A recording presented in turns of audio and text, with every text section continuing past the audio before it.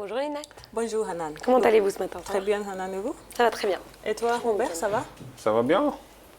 Je vois. So today talking first of all.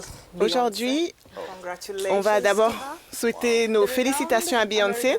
La célèbre chanteuse américaine est enceinte de jumeaux. Donc cette famille de 3 va devenir une famille de 5. Il y a déjà la fille qui s'appelle Blue Ivy, leur première fille. Blue Ivy. Si je regarde. Yes, that's the daughter. Oui, c'est le nom de leur fille. Donc cette famille de 3 va devenir une famille de 5. La nouvelle est tout à fait inattendue, surtout après les rumeurs de divorce avec Jay-Z. Mais en tout cas, nous lui souhaitons le meilleur dans sa grossesse. Alors maintenant, allons au Cameroun où les amateurs de livres pourront participer à un événement. Africa's Champions. Les champions africains, les Camerounais qui ont gagné la Coupe d'Afrique des Nations. Donc au Cameroun, les amateurs de livres pourront participer à un événement qui débute cette semaine, du 7 au 10 février à Douala. Il s'agit de Lire à Douala et cette année marquera la 2e édition.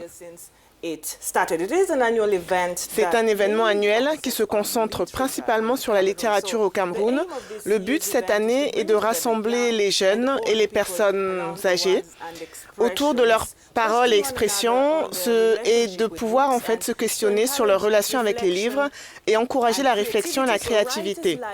Des écrivains comme Henri Lopez, Marie Lissouk, Daniel Etunga Mongele, Kidi Bébé et Marc-Alexandre Bombé seront tous à Douala pour cet événement.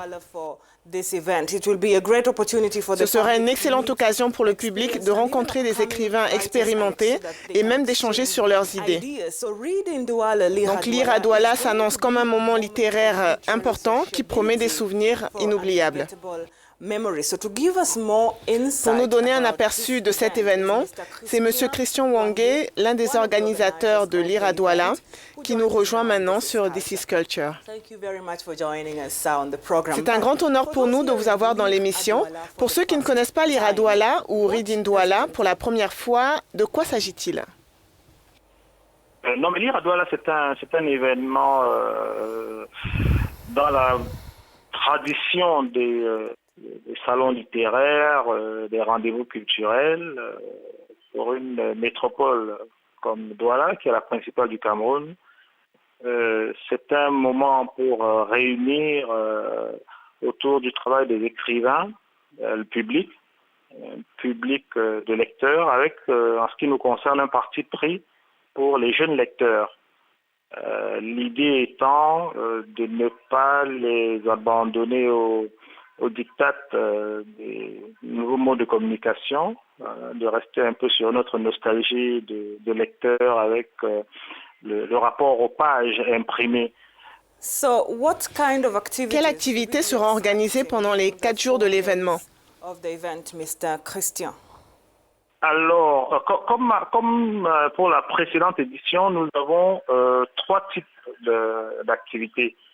Naturellement, il y a des conférences publiques, des conférences débats, des tables rondes qui permettent un échange direct entre les auteurs invités et le public sur leur travail, sur leurs prestations, sur leurs réalisations. Ça va être donc un moment de contact direct et d'échange qui sera naturellement ponctué comme il se doit lorsque les auteurs, les créateurs rencontrent leur public, de séances, de signatures, de dédicaces, comme on voudra. De l'autre côté, nous voulons être très concrets en mettant en contact le public avec les livres. C'est un moment pendant lequel nous offrons des stands d'exposition où les livres sont mis à la disposition du public qui peut les acquérir, et en plus sur un mode un peu ludique parce que nous ne vendons pas, enfin les professionnels ne vendent pas forcément les livres à l'exemplaire, ils peuvent les vendre au kilo, ils peuvent les vendre en collection. Et pour le jeune public, il y a des formations, des ateliers, les auteurs vont dans les établissements scolaires, dans les lycées, à la rencontre du public. Voilà, donc Lire à Douala est un événement que vous ne voulez surtout pas manquer si vous êtes au Cameroun. On reste au Cameroun, qui est dans l'actualité mais pour de mauvaises raisons cette fois-ci. Je parle de la crise anglophone qui a provoqué une série de manifestations, surtout dans les régions anglophones. Et il y a quelques jours, Internet a été suspendu dans ces régions. Une célébrité a été affectée par cette situation. Il s'agit de Miss Cameroun 2016.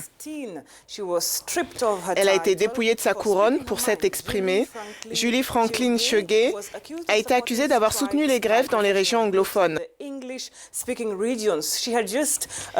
Elle venait d'appeler le gouvernement camerounais à écouter les inquiétudes des anglophones et elle dit qu'elle n'acceptera pas cette sanction puisqu'elle a été élue par les Camerounais.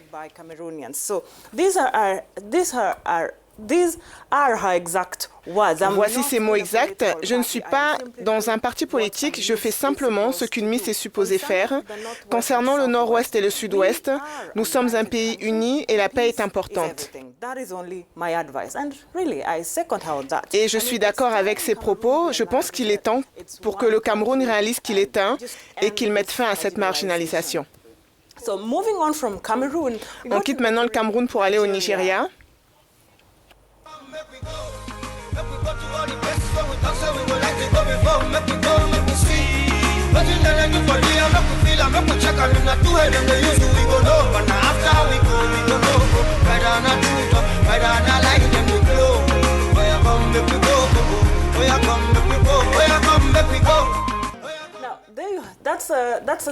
Voilà, c'est une chanson de Toubaba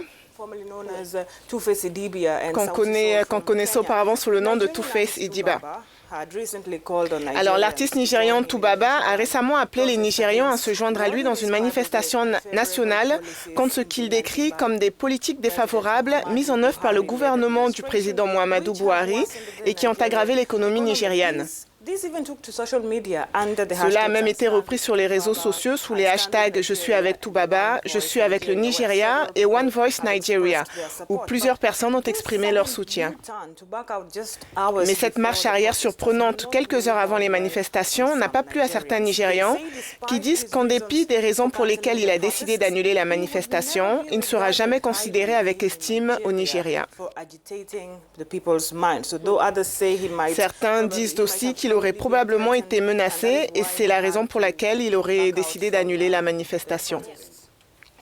Beaucoup de polémiques. Merci beaucoup, Linette. On se retrouve la semaine prochaine.